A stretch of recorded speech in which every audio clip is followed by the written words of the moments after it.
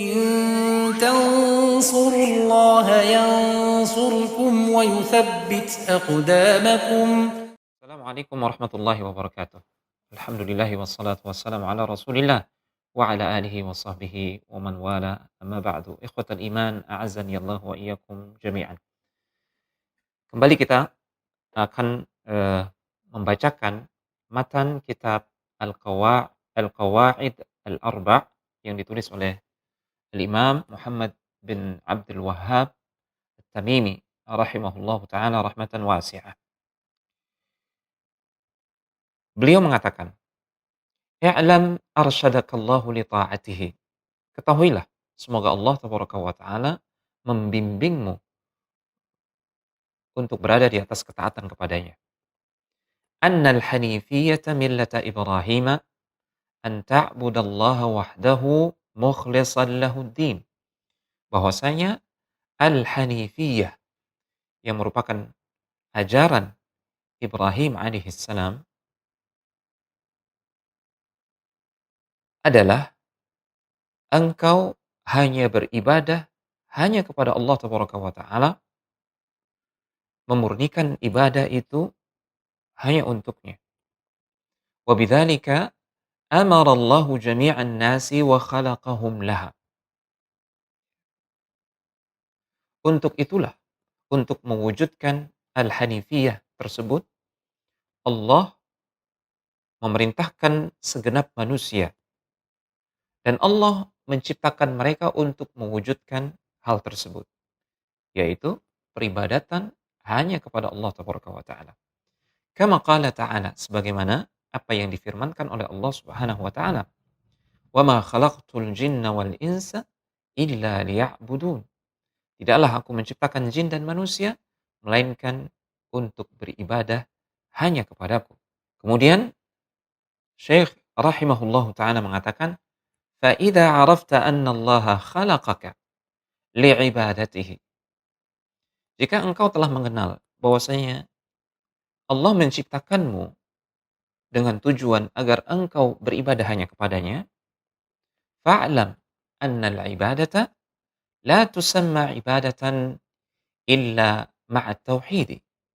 Maka ketahuilah bahwasanya suatu ibadah tidak bisa disebut sebagai ibadah kecuali jika dibarengi dengan tauhid. Kama anna as-salata la tusamma salatan illa ma'at taharah. Sebagaimana salat tidak bisa disebut sebagai salat kecuali dibarengi dengan taharah, bersuci. Fa idza dakhala asy-syirku fil ibadati fasadat. Maka jika kesyirikan masuk ke dalam ibadah atau menyusup ke dalam ibadah, maka kesyirikan tersebut akan menjadikan rusaknya ibadah tersebut. Kal hadathi idza dakhala fit taharah. Persis seperti hadath, ya, jika terjadi, ya, pada taharah, pada orang yang sudah bersuci, maka karena hadath tersebut taharahnya atau wudunya misalkan menjadi batal. Maka demikian pula jika kesyirikan masuk dalam suatu ibadah, ibadah tersebut menjadi rusak dan batal.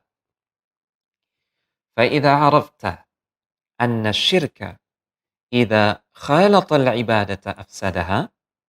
Jika engkau telah mengenal bahwasanya kesyirikan manakala dia masuk kemudian bercampur dengan ibadah, maka kesyirikan tersebut akan merusak ibadah tersebut.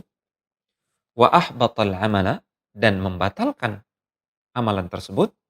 Wa sara sahibuhu minal khalidina finnar, sehingga menjadikan pelakunya jika belum sempat bertobat sebelum kematian mendatanginya, pelakunya akan menjadi kekal di dalam neraka. Maka arafta anna ahamma ma 'alaika ma'rifatu dzalika. Maka engkau bisa mengetahui bahwasanya perkara yang paling penting atasmu adalah mengilmui tentang hal tersebut, yaitu kesyirikan yang bisa membatalkan ibadah. La'allallaha an yukhallisaka min hadhihi syabakah. Semoga Allah tabaraka wa ta'ala dengan pengetahuan tersebut, pengenalan terkait kesyirikan dan detail-detail kesyirikan yang bisa membatalkan ibadah, semoga dengannya Allah tabaraka wa ta'ala melepaskanmu dari jaring-jaring kesyirikan, jerat-jerat kesyirikan. Wahiyas syirku billah. Jaring-jaring yang menjerat tersebut adalah asyirku billah, kesyirikan kepada Allah tabaraka wa ta'ala. Alladzi qala Allah ta'ala fihi, yang mana Allah yang maha tinggi telah berfirman tentangnya. Innallaha la yaghfiru an yushraka bihi. Allah, sesungguhnya Allah tidak akan mengampuni dosa orang-orang yang berbuat kesyirikan kepadanya. Wa yaghfiru ma duna dzalika liman yasha, dan Allah masih berkenan mengampuni dosa-dosa di bawah kesyirikan bagi siapa yang dikehendakinya. Wa dzalika bima'rifati arba'i qawa'ida dzakaraha Allah Ta'ala fi kitabih. Pengenalan tentang hakikat kesyirikan tersebut ya, melalui mengenal 4 buah kaidah, prinsip atau permasalahan yang Allah sebutkan di dalam kitabnya. Di sini Syekh rahimahullahu ta'ala membawakan dalil bahwasanya tujuan kita diciptakan oleh Allah tabaraka wa ta'ala adalah untuk mewujudkan ibadah hanya kepada Allah Subhanahu wa ta'ala. Perlu diketahui bahwasanya al-ibadah